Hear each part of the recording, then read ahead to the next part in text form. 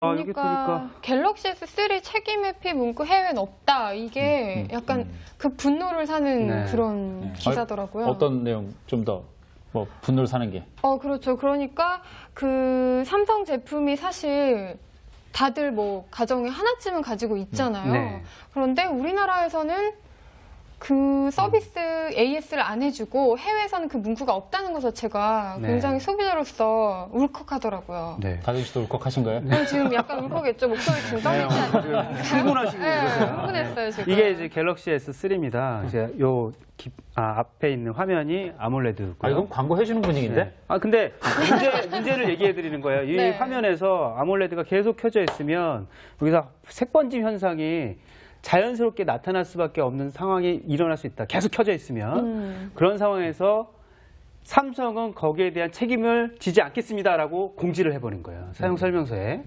근데 문제는 다른 데도 다 그러면 좋은데 해외에서 파는 제품에는 그런 사용 설명서에 우리가 책임지지 않겠습니다라는 문구가 빠져버린 거죠. 그렇죠. 그러니까 그걸 발견한 사람들은 흥분하는 거죠. 네, 열받잖아요. 자국민들을 배려해야 되는데 약간 봉으로 생각하는. 예, 우리는 뭐 봉이냐?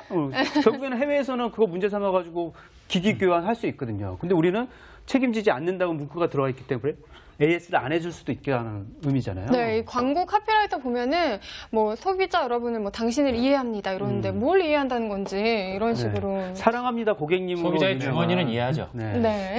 저는 더 신기한 게 이게 해외에는 없고 한국에는 있고 이걸 어떻게 찾아내신 분이 저는 더 삼성 출신이시죠? 네. 1년 전에 나오셨다는데. 어떻게 보십니까? 예, 저는 사실 이제 아까 말씀하신 대로 그 광고 문구, 뭔가 이제 사용 설명서에 그런 책임 회피 문구가 있는 거는 분명히 잘못했다고 봐요.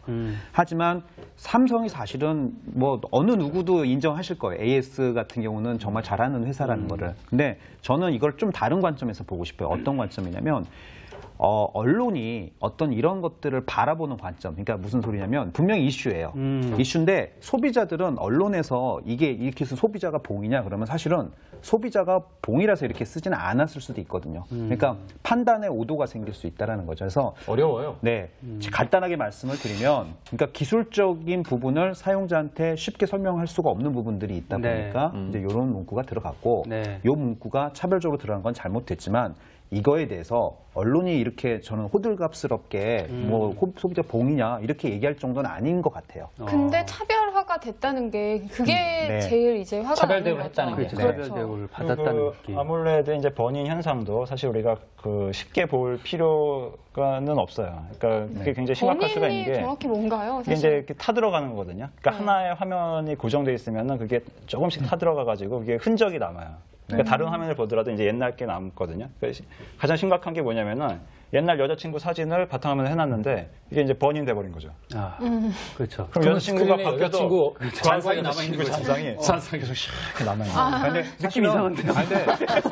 근데 이거는 사실 되게 이제 극단적으로 얘기를 한 거고, 버닝이 초기에 딱 샀는데 얼룩이 있어. 그러면 불량이죠. 그건 불량이죠. 분명 불량이죠. 근데 쓰다가. 진짜 전자제품이라는 거는 수명이 있기 때문에. 근데 중요한 게 요새 스마트폰 사시면 10년씩 쓰시는 분 없잖아요. 그러니까 10년씩, 뭐 5년씩 쓰고 싶은데 계속 그렇게 팔더라고요. 2년에 한 번씩 팔더라고요. 네, 그러니까 사람들이 이렇게 자주자주 바꿀 수밖에 없는 그런 사이클에 있고, 그래서 중요한 거는 이게 이제 번짐이 일어난다. 그래서 왜 책임을 안 지냐? 이거에 대한 거는 분명히 이슈가 되겠지만 더 중요한 거는 이제 이 제품의 특성이라는 거를 그래도 좀 이렇게 부각을 시킬 수 있다라는 거. 그 부분은 하나 분명한 것 같아요. 그래서 아몰레드하고 이제 경쟁적인 기술이 이제 IPS라고 아이폰이나 뭐 이런 다른 뭐 HTC 이런 스마트폰에서 많이 쓰는 기술이 있어요. 그러니까 소위 LG전자도 써요. 그렇죠. LG전자 빼먹었죠. LG전자 출신이십니다. 네, LG전자가 얼마 전에 또 흥미로운 루머 표시 어디죠? 루머 흥미로운 그런 이야기를 처음 들어봅니다. 흥미로운 이야기를 한 적이 있는데 그 IPS랑 그 아몰레드랑 이제 비교를 하면서 아몰레드 따위 계란 후라이나 해먹어라. 이거 이제 검색하면 납니다. 어디서 그런 발언을 하는지. 여러 현상을 상징적으로 얘기했네요. 그 열도 많이 나오고 그래가지고. 그래서 이게 굉장히 심각한 거라고 이제 생각을 하고 있는데 삼성에서는 노코멘트로 이제 일관을 했죠, 당시에.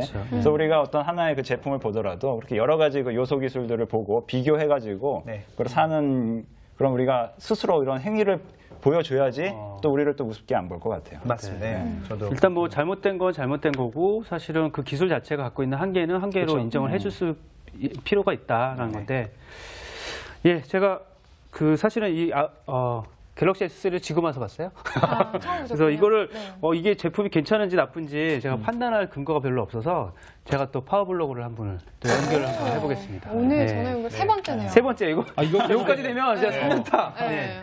그럼 과연 될지 모르겠네요. 제가 전화 드리는 분은 늑돌이님이라는 이제 닉네임으로 활동하시는 한지훈님이십니다. 파워블로거시죠? 예, 되게 파워블로우시고요. 리뷰 같은 거 많이 하죠. 예, 모바일 관련된 기기는 거의 다 이분의 손을 거쳤다고. 짝퉁 블로거는 아니시죠? 예, 아니. 검색하면 다 나와요. 전화 안 받으시네요. 그 멘트 하시니까. 아, 여보세요? 네. 예, 늑돌이님. 안녕하세요. 네, 아까 말씀드렸듯이 지금 생방송 중입니다. 네, 예. 안녕하세요. 간단하게 자기소개 좀 해주세요.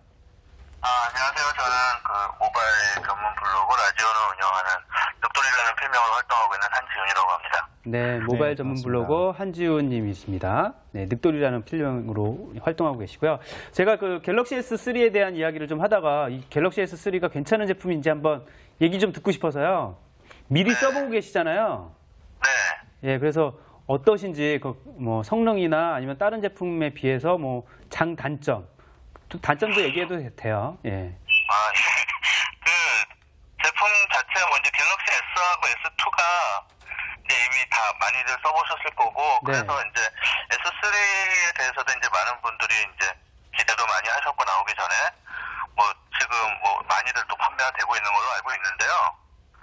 그 제품 자체는 예전부터 이제 삼성이 이제 주력으로 S나 S2에서는 이제 강조하던 부분이 이제 높은 하드웨어 스펙 네. 쪽을 굉장히 강조했었잖아요. 네. 하드웨어 사양. 갤럭시 S3에도 여전히 그런 부분은 당연히 반영되어 있는데 네. 제가 이제 갤럭시 S3 보고 처음 이제 뭐랄까 변화를 느낀 부분은 역시 좀 삼성의 감성적인 부분에도 이제 아, 정면으로 대응하기 시작했다라는 그런 느낌을 받았습니다. 인터페이스에서.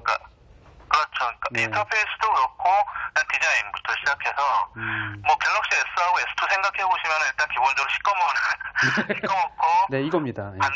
반듯하고 뷰균먼트의 어떤 그 스타일에서 그러니까 딱 뭐랄까 약간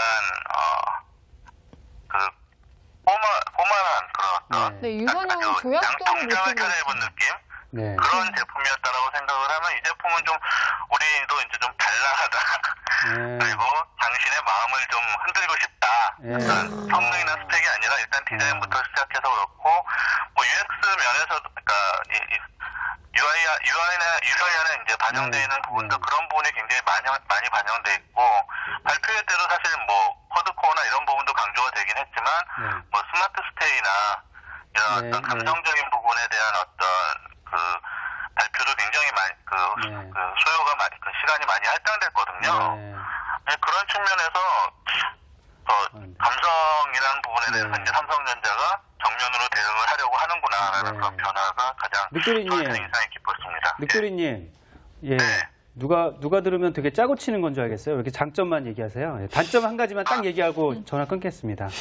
단점 뭐가 있을까요? 단점 같은 경우는 여전히 이제 많은 분들이 기대했었는데 펜타일 디스플레이로 나왔다는 거. 예. 아몰레드. 네. 아몰레드 들어갔다. 그건 이제 하드웨어 스펙에서는 삼성전자를 믿고 따르는 분들이 굉장히 많았는데 S2에서는 그 RGB 그 서브픽셀로 그냥 딱 나왔는데 이번에 펜타일 디스플레이로 나왔다는 부분이 좀 그런 부분이 아쉽고 그다음에 이제 쿼드코어 프로세서가 나왔는데 탑재됐는데 아직까지는 듀얼코어나 쿼드코어나 그렇게 성능 차이를 거기다. 예. 볼 수 있는 부분이 실제 애플리케이션도 거의 드물고요. 그런 부분이 단점이라면 단점인 것 같습니다. 네, 감사합니다. 네, 갑작스럽게 감사합니다. 전화드렸는데 죄송합니다. 다음번에도 한번 나와주세요. 예, 알겠습니다. 네, 감사합니다. 결론적으로 쿼드코어 CPU를 올려놔봤지만 별로 소비자가 느낄 만한 네. 게 별로 없다는 얘기잖아요. 솔직히. 하드웨어 그렇게 들으신 거예요? 저는 되게 좋다 뭐 이런 얘기만 들어갖고 도대체 단점을 얘기를 안 하는 거야? 막 이렇게 들었는데 아 CPU 그렇군요. 높은 거 달아봤는데 쓸데없더라. 그 소리잖아요, 결론적으로. 그럴 수 있겠네요. 예. 되게 까칠하게 들으세요? 세상을 삐딱하게 보시는 분이세요? 예. 디자인에 대해서 뭐 조약돌 모티브로 해가지고 한 네. 그 점이 가장 장점이다라고 얘기하신 것 같아요. 또 앞부분 장점 얘기하실 때는.